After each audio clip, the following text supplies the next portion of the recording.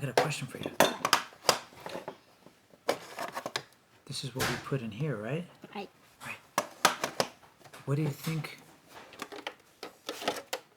What would you what would you do if I asked you if you want to take this apart? Do you want to help me take this apart? Yes. You want to help me take that apart? Yeah. You want to see what's inside? Yeah. I do. What do you think is inside there? A toy. A toy? This is what we use to play our video games. So what do you think is inside there? A video game. Another video game? Do you want to help me take it apart? Yeah.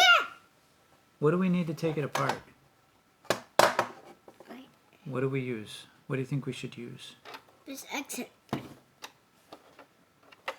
Do we need tools?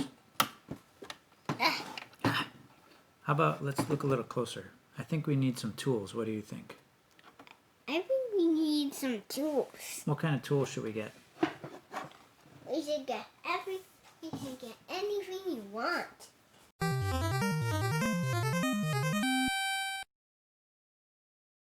Hey guys, how's it going? Welcome back. I wanted to do a brief video today about a Super Nintendo console that I'm going to take apart and check out to see if it is a one-chip console. More on that in a minute, but I wanted to briefly give a quick shout out to Ben, who runs the Filthy Games Room Facebook group, which is a place where I've gotten a lot of good deals. There's a really good community where, as the hat says, you could buy, sell, trade, see what things other people have, and I just wanted to say I really appreciate the hat.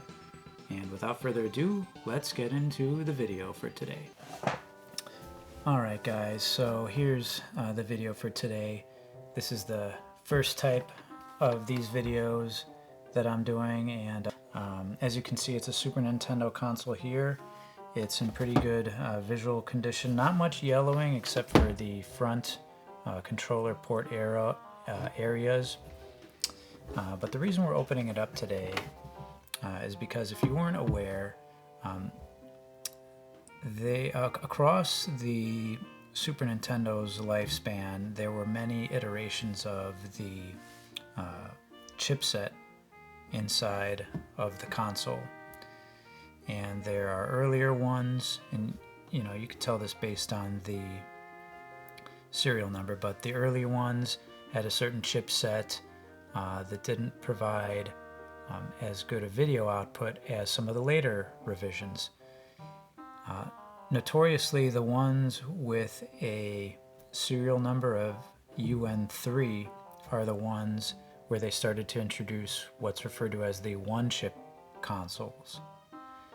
And the reason we're opening it up is because I felt like this is close, sort of borderline, within, I guess, 50,000 units of the where they started to switch over to UN3. So I thought, I've never done this before. I thought I'd open it up and check it out and at least see what's inside. The output that I get is good, at least to my eyes, but maybe it's not as good as it can be. It probably isn't a one-chip console, but I thought let's just give it a shot today. I see that the screws for the bottom of the console here are the security bits that Nintendo likes to use, and just for reference, these are the two security bit drivers that I have. This one, the smaller one, I don't remember what size it is. Maybe it's a 3.5 millimeter, is that right? I don't know. But the smaller one is used on many of the games. We're going to use the larger one to open up these first set of screws on the bottom case side.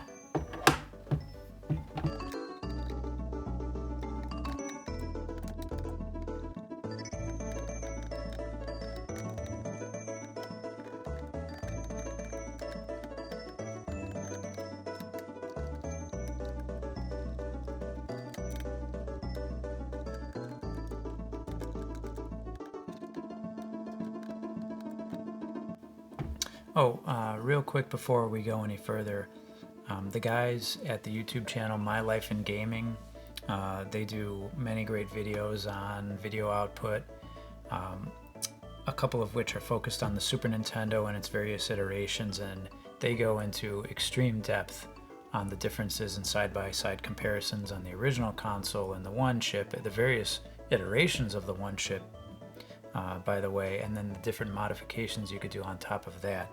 So I'm going to try to figure out a way to link that, and I highly recommend checking that out as well.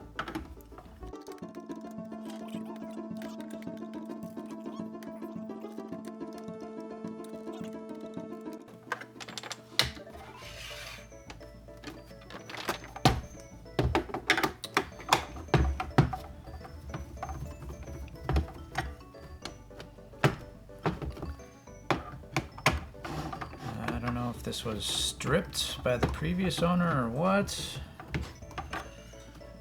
It seems to be stubborn. I'm going to try to coax it out of there. There we go.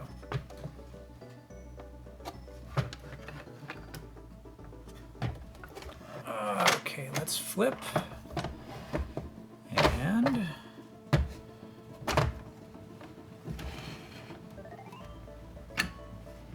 gently see what we have. Quite a bit dusty. I'm gonna remove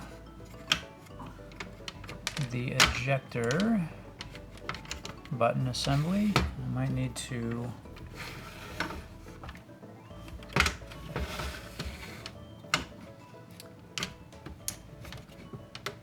again, I apologize. This is my first time ever getting into a Super Nintendo console. I believe the indicators for whatever version of this is, let me take off the hat, that might be getting in the way of the video.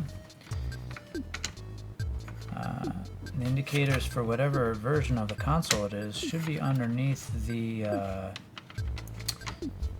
shield plate here. But first we need to figure out a way to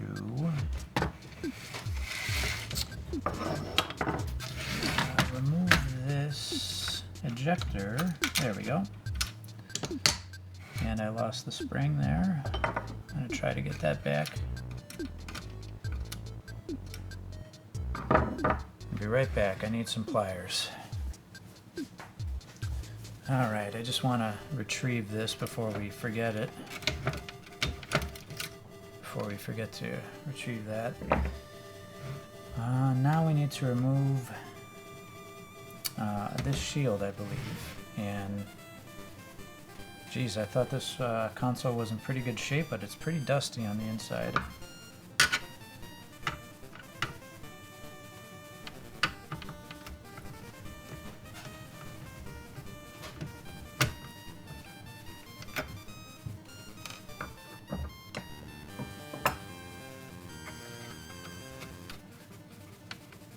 We have one more little assembly here to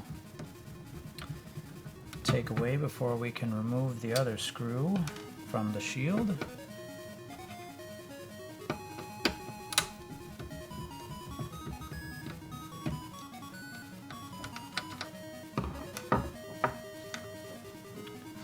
Just going to try to gently put that aside.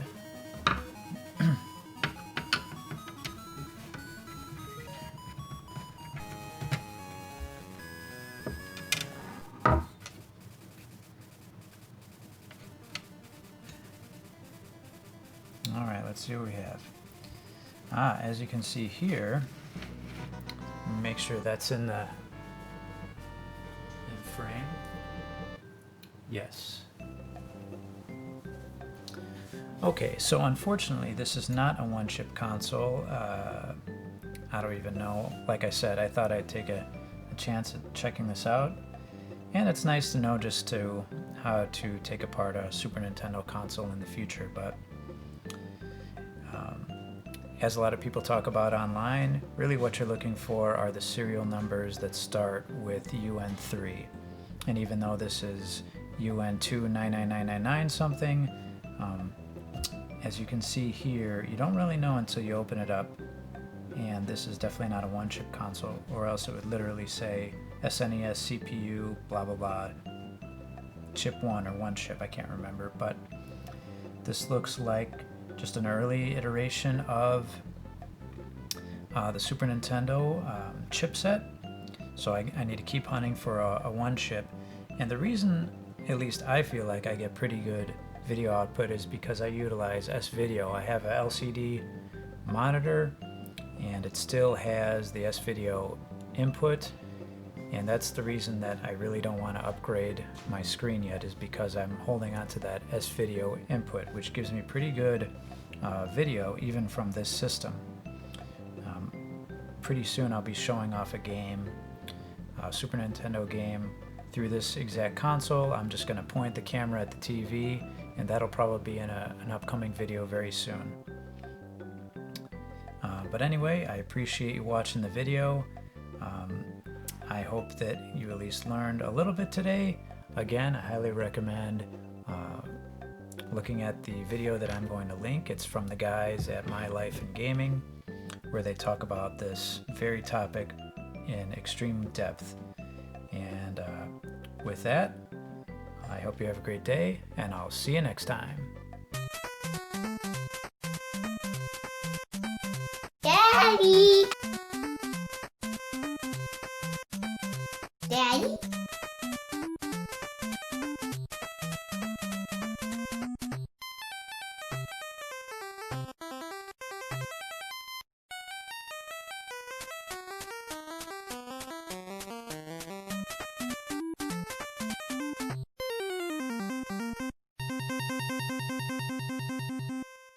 Can we play Ninja Tales now?